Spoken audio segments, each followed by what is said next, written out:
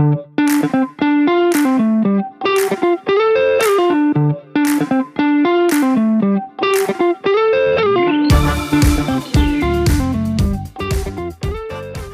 up? It's your boy K, and I'm here with Isaac. Say hi to the people, Isaac. Hello to the people. We're back with movie review number 5 over the movie Venom 3, The Last Dance, starring Tom Hardy as Eddie Brock. Now, creature from Venom's home planet has found Venom and is now in pursuit of a key to free a very powerful villain, all while Eddie is being hunted by the U.S. government. So, I looked up some numbers before we did this, okay? Venom cost $120 million to make. It's a lot of money. Okay. It opened at the U.S. box office at $50 million, which is the lowest out of all three films. It's not great. But it did make $175 million globally. Okay, that's not bad. Now, just for reference, whenever you start a movie, your hope is that you double what you spend on it. So if they get up to $240 million, that's actually a profit for them. And I would say they're all on their way. Yeah, they'll get there. Yep. Now let's talk movie review. So, my rating when I pre-rated this was a 6 out of 10. I went up a little bit. I'm going to say a 7 out of 10. 7? Yeah, what do you think? I initially was not thinking this was going to be very good, so I'd given it a 5 out of 10. I'd say it slightly went up as well, but I'm only going to give it a 6 out of 10. Okay? Now, before we get into talking about the actual movie, we do want to say that in this video, we are going to have spoilers. So, if you haven't seen the movie yet, do not watch this movie review until after you have seen it. If you don't want spoilers. If you don't care, then please watch. Yep. Watch it twice. So, starting off, we're going to talk about things we liked. Yep. Okay? One thing I wrote that I liked is that this movie does a great job with the nostalgia points of Venom and Tom Hardy's character Eddie Brock throughout the movies. Yeah. We already know, supposedly, it's called The Last Dance, that this is going to be the last installment, and spoiler alert, it is. It should be. I hope it is. Should be.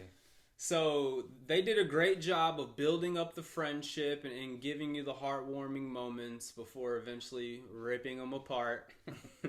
That's one thing I liked about it. What'd you like? Yeah. So, towards the end of the movie is the fight scene. And I will say it's an entertaining movie. I think that's why I bumped it to a 7 out of 10. The fight scene itself is actually pretty cool. They brought in some other symbiotes that came in. You got to see those characters, which we haven't seen in the other movies. So I did like seeing those. Now, the only thing I will say about that, though, is when they brought them in, it was kind of... This is what I didn't like. It was so random. And you didn't really get to see the characters develop at all. They just kind of came in, and it was just out of nowhere, a little bit out of left field, and then all of a sudden they're fighting. And they also weren't really effective with the villain. Yeah. Which you would think that there would be some, they would actually do a really good job, but they really did. Yeah, kind of just to build off your point, the action parts were good. Yeah. That's why it still got a 6 out of 10 in my opinion. It's the type of movie that would be good to take the kids to go see. Yeah. They're not paying attention to the plot points. It does flesh out enough action scenes and enough of those memorable moments. Yeah. But I will say some things I didn't like about it. Kind of piggybacking off what you said is the character development of the side characters. It just wasn't there. I feel like the movie was fast-paced. It was kind of rushing to the point. Yeah. And so there wasn't too much flesh on the bone. Another thing that I would say is that the main bad guy, the big villain in the end, and the creatures and stuff, there's just not too much to them. It's not like my favorite villain that I've ever seen. Yeah, he wasn't really even a villain. It just kind of, he appeared and then left. It's very strange. And I will say, adding to this, the challenge that I have with this series of movies, so the 3 movies, is they really don't, like, they kind of connect, but they really don't. They're almost 3 separate movies that don't have a connection to each. And he even tried to do it at the very beginning where they went back to the multiverse but then that even wasn't really explained of what he was doing and what was happening at that time.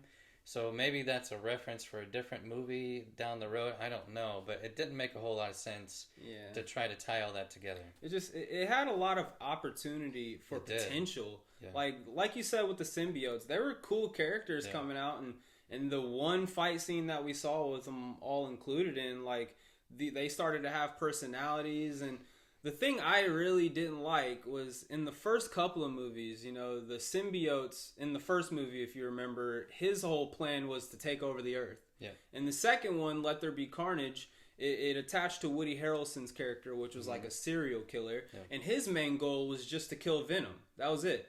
But in this third one, apparently all of the symbiotes that came to Earth, they're here because they're escaping this big bad villain. And they're like all trying to work together. Work together, yeah. It didn't really add up to the rest of the series. Yeah. Now, we always say this. Go watch the movie. Okay, we do encourage you. If you just want an entertaining movie, you're going to get an entertaining movie. If you dissect things a little bit more like we do, you'll see some of the plot holes, some of the things that you're going to be frustrated with. But definitely a movie to watch in the theater. Because all those action scenes... It's big screen, it's loud noise. I mean, that's the fun part about going to the movie, and this does provide that. And one thing I would like to add with that, usually I wouldn't say this, but that post-credits scene, there's no need to wait for it. There's, I mean, spoiler alert, one of the characters that isn't relevant to the movie at all, you kind of just see him pop back out of nowhere, aftermath of everything, and there's just nothing really leading into a next movie or anything. Like, just you can leave before the credits get over with. And they're long credits. There's a lot of people involved in this movie. Yes, there was. Yep. So there's our review for this week. Yeah. Now we are going to review this movie. It's coming out, I think, next week, isn't it? Yep. It's called Heretic. Mm-hmm. And it's a horror flick. And we don't really honestly know much about it. We've seen the previews, and I've seen actually some people say that it's pretty intense. So, and it's an A24 movie, I believe. Yep, A24 So that always helps. So they do a really good job with their movies. So I'm going to pre-rate it at a 7 out of 10, again, without really knowing much. But that's kind of, I think, where I'll lean. Yeah, just like you said, there's not really, even watching from the trailer, that you can tell what this movie is actually going to be about. So I don't really have expectations going into it. I'm going to give it a safe...